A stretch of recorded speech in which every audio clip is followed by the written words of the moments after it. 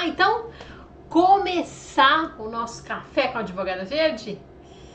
Bom dia a todos vocês, que bom que vocês estão aqui, que vocês escolheram ficar nessa live agora, alguns minutos aqui comigo. Eu tenho certeza que a gente vai tomar um ótimo café, então já brindo aqui com vocês. Vem pra cá, porque no episódio de hoje a gente vai falar sobre cláusulas de condomínios. Isso mesmo, cláusulas ambientais dos condomínios. A gente vai entender a quantidade de condomínios que tem hoje no Brasil e a quantidade de cláusulas, de situações que envolvem questões ambientais que estão aí, viu, advogado, esperando você para resolvê-las. Então, meu muito bom dia a todos e vem pra cá. Porque aqui nesse perfil eu ajudo advogados a terem honorários acima de 25 mil, sem juiz, na área mais bem paga da advocacia, mesmo começando do zero. Se você se interessou, curte, me segue para não perder nada, tanto aqui no Instagram, tanto aqui no YouTube, quanto lá no Instagram. Tô aqui com vocês, sempre, tá bom? Combinado? Então vamos lá, vamos começar aqui esse café com a Advogada Verde de hoje. Eu fiz até um roteiro aqui, pra não esquecer de nada. Linkei aqui algumas cláusulas pra gente conversar, tá? Então, se vocês verem eu olhando pra baixo, que eu tô olhando aqui no nosso tema de hoje. Bom, vamos lá. Primeiro a gente tem que entender em que contexto que a gente tá, né? Porque tem muita gente que faz uma grande confusão, viu?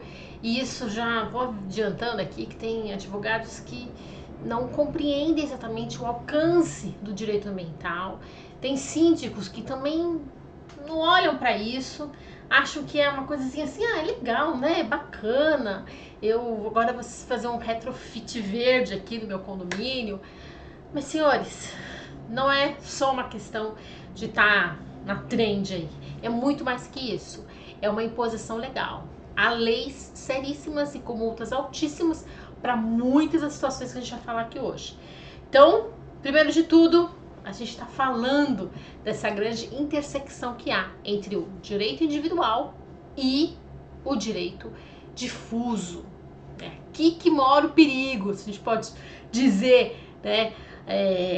A grande polêmica disso tudo é não tratar questões ambientais dentro dos condomínios com a devida atenção que elas merecem, de acordo com a natureza jurídica que elas são. Tratam questões ambientais como se fossem questões ali do direito de propriedade tradicional, antigo, aquele direito antes do Código Civil, né, em vigor, aquele direito bem lá atrás. Então, aquela falsa ideia de que há uma soberania da liberdade, de que há um direito de propriedade absoluto. Isso não existe com a nossa Constituição, isso está cada vez mais evidente aí no nosso dia a dia.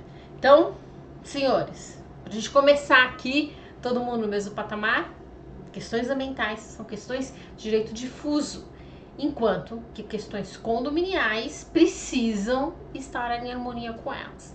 Então, o direito privado, Código Civil, já está em harmonia aqui com questões ambientais, com o direito ambiental. Esse é o ponto número 1, a gente parte daí. E aí, ó, procurando, né, colocar todo mundo aqui nesse tema, é bom logo falar que isso aqui não é uma aula de direito civil daqueles moldes antigos que talvez você tenha se formado. Tá? Não sei se você se formou antes do Código de 2002 ou não, ou até mesmo antes da Constituição, né? Então aí talvez você tenha que ficar pensando, né? A gente fala de condomínio, fala lá, precisa saber lá como é que tá a convenção desse condomínio, né? Tem uma soberania ali, o que os condôminos exatamente querem, podem fazer. Pessoal, não. Quando a gente fala de cláusulas ambientais, a gente não fala em soberania de direito privado, por favor. A gente está aqui falando em o Código Civil que está em vigor, né? Quando a gente tem ali a função do contrato, a função da propriedade em consonância com o artigo 5º da Constituição. Tudo aqui está interligado, tá bom? Então, essa aparente vontade das partes aí, ela é aparente, ela tem uma grande relatividade. Por quê? Porque ela tem que estar em consonância com o direito difuso. E aqui, que mais uma vez eu falo, isso aqui não é um café, né? Quando a gente vem aqui conversar, refletir sobre esses temas, isso aqui não é achar que direito condominial, direito imobiliário tá acima de qualquer coisa. Não é. E isso a gente precisa contar para todo mundo, né? Porque o cliente, muitas vezes, ele vai pensar nisso. Às vezes ele vai até, ele entende a lei, ele respeita e tal, mas lá no fundo dele, o que ele quer?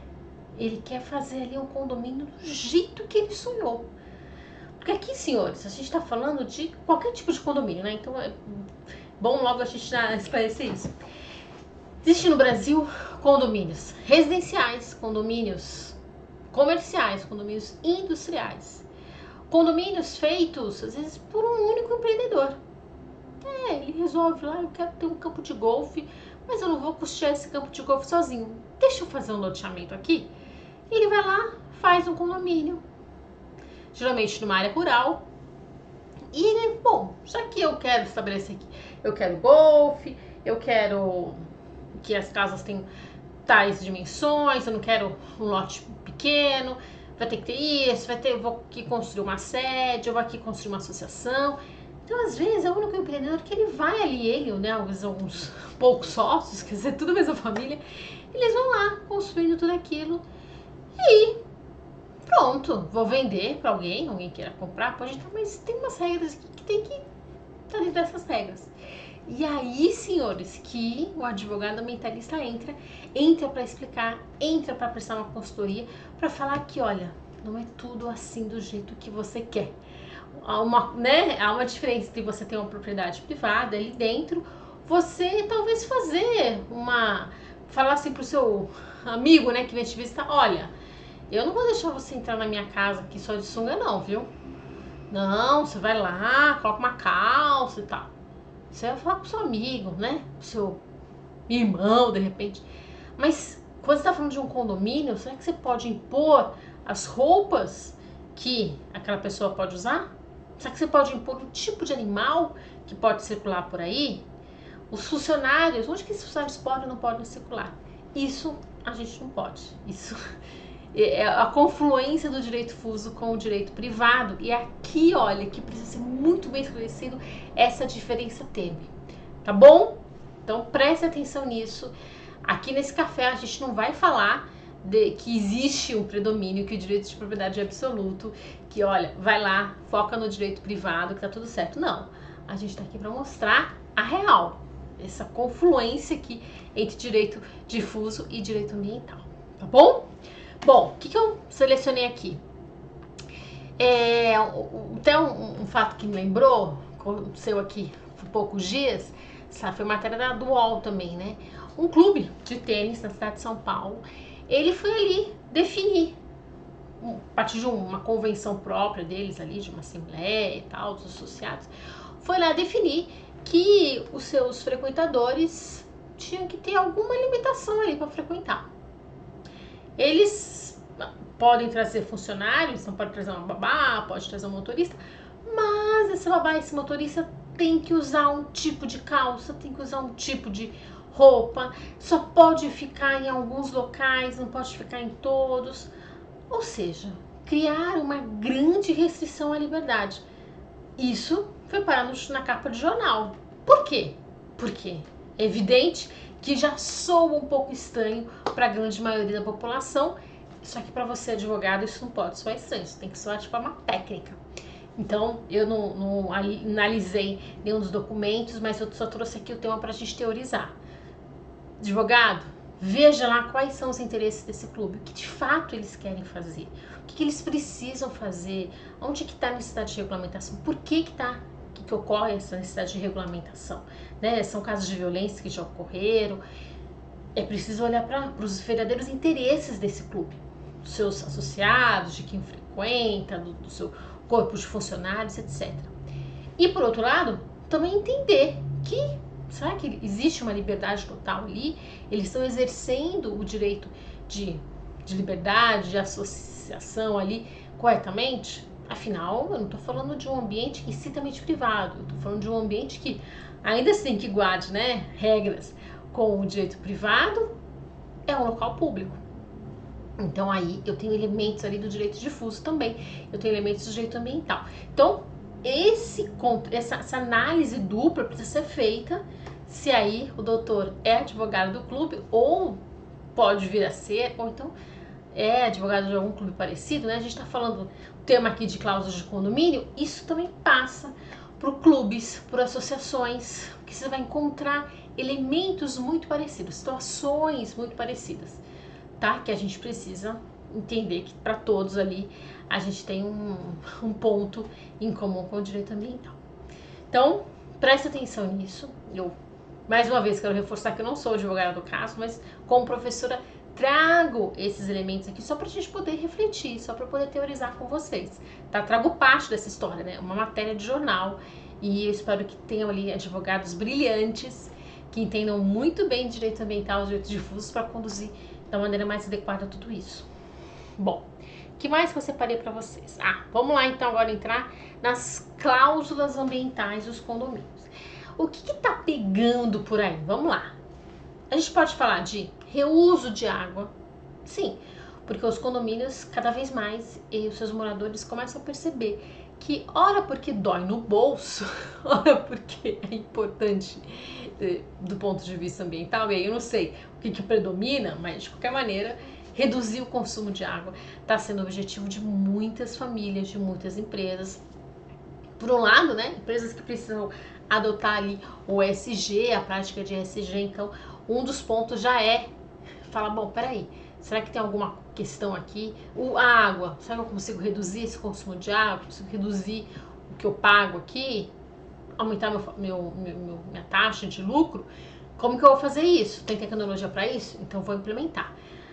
Esse é um ponto, tá? Porque a gente tá falando de qualquer tipo de condomínio aqui. Então, cada vez mais busca de startups, busca de novos equipamentos estão sendo implementados para que o consumo de uso, o reuso da água seja eficiente. Então tem água da chuva que eu vou utilizar de um jeito, vou utilizar do outro, ou até mesmo fazer a individualização dos consumos de água.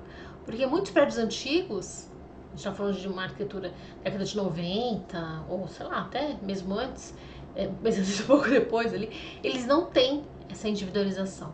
Isso é um custo alto para muitos dos moradores, muitos edifícios, que está tentando, né? A tecnologia está vindo para baratear isso. Então, quanto mais ainda as empresas, os condomínios aderirem, a tendência é que isso caia, que esse preço caia. E, claro que a gente está falando, o que tem por trás disso, né? Toda uma proteção ambiental, reduzir o consumo de água. Porque na medida que cada morador sabe o que está gastando de água ali, ele já não, então é tudo isso, eu sozinho faço tudo isso, minha família usa tudo isso. O que está acontecendo? Será que está acontecendo um vazamento? Ele já vai sair ali procurando, tentando entender essa conta dele. Quando a conta é dividida por todos, às vezes não tem nesse natural interesse em entender, você nem sabe quanto está gastando. E também se houve um gasto a mais, alguém está pagando a sua conta, né? Então às vezes cria esse estado aí de conformismo, né? Deixa pra lá. Então é muito importante que cada vez mais os condomínios de todos os tipos adotem essa individualização. Isso já é uma tendência para muitos e tem movimentado, tá aí também o mercado para que novas empresas, startups, equipamentos surjam a cada momento. Então, falamos desses dois pontos importantíssimos da água. Também pode ser uma cláusula aí no seu condomínio, na sua convenção, a questão dos animais. Que animais que podem transitar por esse condomínio? Será que existe alguma proibição legal? Será que o condomínio pode fazer essa proibição? A princípio, é preciso entender, que aí a gente até coloca aqui um pouco de direito de família no meio da história. O conceito de família multiespécie, que atualmente as famílias têm tratado os animais, têm compreendido a relação homem-animal como membro da família. Por isso a gente tem um conceito de família multiespécie. O que isso significa? Toma cuidado aí, viu, advogado de condomínio? Os animais não podem sofrer crueldade, não pode haver uma discriminação com o uso deles, com a relação de tutor e seu animal.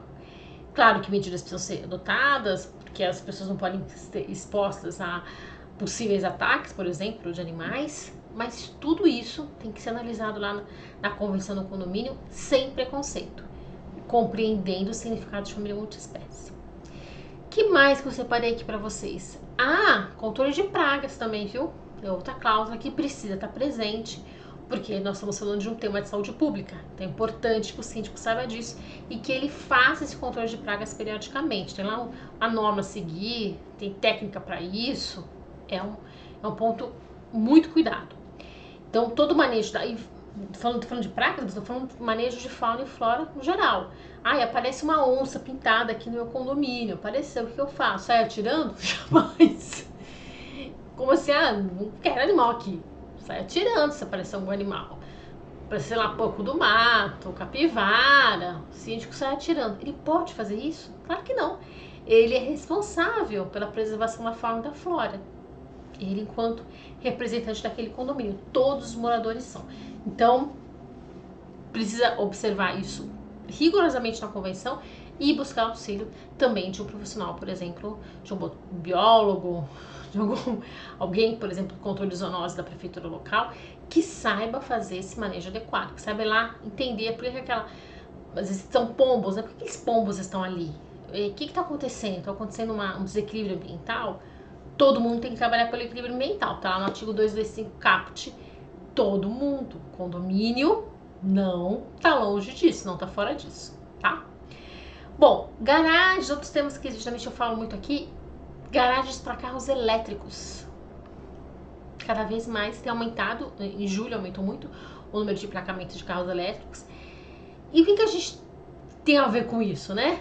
Tudo, porque vai aparecer aí no seu condomínio, se é que já não apareceu, alguém interessado em ter uma tomada, em ter um lugar, um equipamento, que hoje você pode alugar esse equipamento para que o condomínio permita, né, esse uso dessa eletricidade aí. E aí, entender como que vocês vão, primeiro de tudo, né, como que a gente vai encarar, o condomínio vai encarar essa realidade do carro elétrico. O que é um carro elétrico? É um carro que deixa de usar combustível fóssil, ou seja, que deixa de colaborar com o aumento do CO2 na atmosfera, com o aquecimento global, e passa a usar a energia elétrica, que não vai emitir esse tal qual, né, o combustível fóssil. É uma energia limpa. Ele está beneficiando a si e também a todos os moradores ali de onde que circulou com aquele carro. Inclusive os moradores ali que estão naquela garagem, naquele condomínio. Então, qual vai ser a parcela de contribuição de cada condomínio para esse morador aí que fez a opção pelo carro elétrico? Vai ter uma conta prestação para ele? Ele vai pagar menos condomínio? Todo mundo vai dividir essa conta aí, dessa eletricidade do carro dele? É um ponto para pensar. Porque a gente está falando do quê? De direitos difusos. A gente está falando da preservação da vida. E isso precisa ser levado muito em conta. Então, senhores, é com esse olhar da finalidade da norma, da finalidade de cada item ali, que os senhores precisam explicar para o síndico e tá bem evidenciado ali, né? Tá transparecido na cláusula da convenção do condomínio. Combinado? Tem até ainda a questão da energia solar, né? Também, placas solares. Esse custo aí, ele vai ser dividido por todos? Aonde que essa energia solar vai ser aplicada? A venda depois dessa energia solar vai ser comercializada, né? A produção em excesso, além do consumido ali pelos condôminos. Então, senhores, tudo isso parte da base de explicar o nosso artigo 225 caput e o dever de todos os cidadãos. Combinado? Bom, outro assunto que eu linkei aqui para vocês é a tal da liberdade de associação. Parece que é um tema já batido, né? Mas eu vou trazer aqui também porque é também uma questão constitucional. Ninguém é obrigado a se associar a nada, a nenhum grupo. Portanto, você não pode cobrar a taxa de associação do condômino. Muito cuidado com isso. Que mais? Falamos de retrofit verde, né? Aqui. E eu, depois que eu passei aqui, que eu elenquei algumas cláusulas, né, pra gente conversar tudo hoje, eu fiquei pensando, né? Será que o advogado verde, o advogado que tá aí me assistindo, seja ele da área de família, da área condominial, imobiliária, mercado de capitais, enfim, será que ele consegue perceber da importância dessas cláusulas serem bem redigidas? Nós temos hoje, atualmente, de acordo com o último censo, mais de 7 milhões de condomínios, aqui no Brasil. São cerca de 6 milhões de condomínios de apartamentos e 1 milhão de condomínios com casas, com vilas, né? E não só de vilas, mas casas normais. Ou seja, condomínios verticais, condomínios horizontais. Cada um deles vai ter a sua peculiaridade. E às vezes foi construído com um determinado motivo, né? Às vezes são famílias que se unem ali, olha, a família inteira se uniu, fez um condomínio, e de repente alguém ali faleceu, precisou vender a casa para alguém que é estranho, né? Da família. E eles ali tinham um modo de viver muito particular, tinham um tipo de convenção, mas e agora começaram a se abrir, o que muda? E assim, senhores, é para todo tipo de condomínio. Então, é importante os senhores levarem esse conhecimento técnico do que de fato é um bem difuso, quais os bens difusos que estão envolvidos aí na situação, mas mais do que isso também é preciso entender os interesses daqueles condôminos. E eu só falei do censo de IBGE, né? Para esse tipo de condomínio, a gente já tem um condomínio comercial, industrial, temos vários tipos de condomínio. Essas pessoas naturalmente se juntaram para reduzir algum custo, né? Para compartilhar ali custos que seriam, gastos que seriam já suportados individualmente, que ficam mais atrativos, né? Que conseguem às vezes um valor maior, né? Um benefício maior pagando menos. Então são pessoas que se unem ali para dividir a internet, para dividir alguns gastos comuns, uma secretária, um porteiro.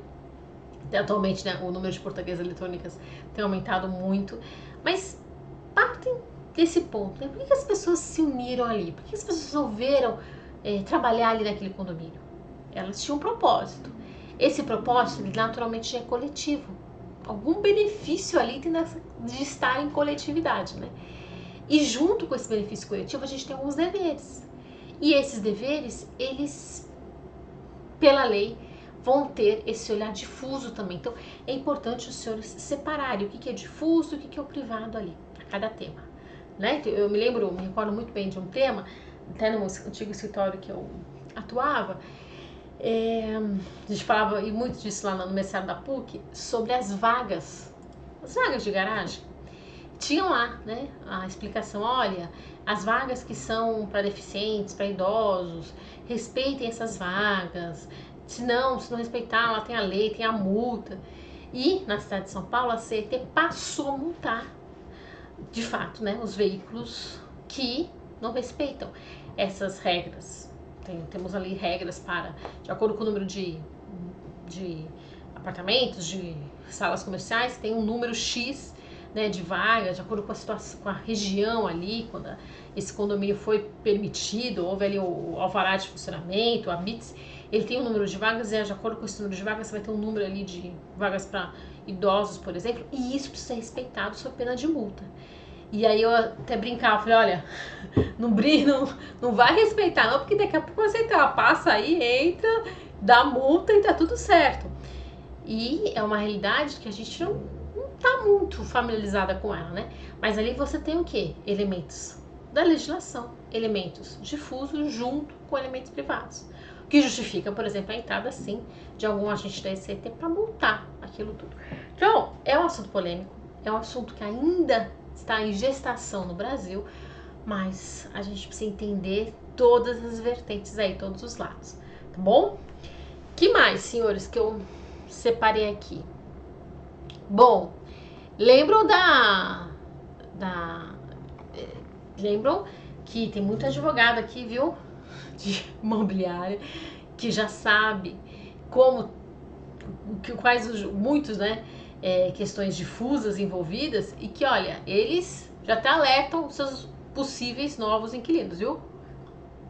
Então, não esqueçam disso. É bom até lembrar disso de vocês. Porque eu mesma, né, no dia a dia ali, já me deparei com isso. Eu falei, nossa, estavam fazendo uma locação, né, e já vieram falar comigo, melhor não alugar, porque olha, pode gerar poluição sonora, pode acontecer isso, pode fazer aquilo. Eu até fiquei contente, falei, nossa, que bom, né, o mercado imobiliário já está alerta para essas questões, para uma poluição odorífera, sonora, etc. Então já tem todo esse cuidado na hora da locação. Então tá aí, senhores, é benefício sim, há várias oportunidades para os advogados de maneira em geral que vão se alertar para isso, que vão querer de fato sim trabalhar, seja imobiliária, seja para os condôminos, seja para um grupo específico, para um grupo de loteadores que estão querendo fazer um condomínio, né? Então, senhores, ó, para todos vocês aí, tem oportunidade. Lembrem-se disso. Tem até um... Eu vi outro dia no jornal falando em barulho, que um morador, ele foi fazer uma festa, né, no condomínio residencial, e ele foi presentear os vizinhos com garrafas de vinho, muito caras, né, assim, um vinho de uma grande, boa procedência, enfim. Aí saiu, né, nos jornais, esse fato, saiu com outros fatos ali noticiados. E aí eu fiquei pensando, né, eu não conheço a família, não sei o caso, não sou advogado deles, mas eu pensei, falei, será que ele tá pensando que basta dar um vinho para que a poluição sonora não exista? Para que ninguém vai reclamar? Não basta, senhores. Se os senhores aí forem advogados desse morador que fez isso, que fez a festa, explique isso para ele. Inclusive, se for advogado do vizinho que recebeu, explique isso para ele também. Olha, é porque recebeu o vinho que, se ocorreu uma poluição sonora, o senhor não tem obrigação de denunciar, o senhor não tem o dever disso e de restaurar aqui o equilíbrio ambiental. Porque talvez já tenha ocorrido essa poluição sonora, eu não sei, isso não veio a público. Mas é algo que, quando a gente fala nesse tipo de ruído, ele afeta a saúde individual, ele afeta a fauna e a flora. Então, eu não tenho o direito individual absoluto de falar, tudo bem, eu não quero denunciar ninguém, eu aceito lá uma recompensa por esse ruído, mas tá tudo certo. Não é um direito que está na sua livre disposição. É um direito transindividual. Dá uma olhada lá no CDC. Tá? Então, o conceito de difusos de individuais coletivos está lá muito bem esclarecido para a gente entender isso. Combinado? Bom, mas se por acaso você, depois de tudo que eu falei aqui, você ainda tá pensando, ai não quero isso não quero trabalhar nessa área, não quero prestar serviço para esse local, porque é difícil. Tem que estudar tudo isso aí que a professora tá falando, é difícil. Não é difícil. Você vai para a base, vai compreender a base e pronto. Você já está disposto aí, com capacidade para analisar essas cláusulas, para entender tudo isso que eu falei, todo esse passo a passo aqui. Então, nada de pensar que é difícil, porque não é. Nada de você pensar assim, olha, mas já tem mercado para isso, já tem tantas empresas aí fazendo essa administração, não sou eu que vou entrar. Nada disso. Tem muita empresa fazendo a administração desse condomínio, sim, mas todas elas precisam de um advogado verde para orientar cada vez mais. Porque cada vez, como a gente viu aqui, ó, estão entrando novos temas. A gente não falava de um retrofit verde há algumas décadas atrás. Hoje a gente está falando. Então, tenha atenção para isso, doutores. Que mais? Se você é só imobiliário, você não está querendo... se você também... Tem muita gente que me fala assim, doutora, eu não sou não, eu não vou me envolver nesse negócio não. Eu prefiro fazer uma parceria, sabe? E quero saber nada disso. Tudo bem, né? Você pode fazer uma parceria, então presta atenção, você quer ser advogado verde, vai ser parceiro lá do advogado imobiliário, do advogado condominial, porque talvez ele precise de você, ele não queira entender isso, mas ele precisa nisso do dia a dia. Bom, e por fim, se você tem, eu separei aqui um outro tema que às vezes as pessoas me falam, não, isso aí não dá dinheiro, eu não quero fazer isso não, pra quê? Eu vou ficar lá tendo que encarar moradores, assembleia de moradores, não quero nada disso. Senhor, já pensou na possibilidade de fazer uma parceria com os mediadores? Aqueles profissionais que sabem dialogar, aqueles facilitadores do diálogo, que entendem muito bem de comunicação não violenta? Eu, no seu lugar, teria feito uma parceria e sairia aí para os condomínios em geral para conversar. Porque com um bom profissional do seu lado, você encara qualquer reunião de qualquer pessoa, tá bom? Bom, o que mais eu quero separar para vocês aqui? Se você tá pensando que existe um momento específico para começar, vou começar no começo de janeiro, fevereiro.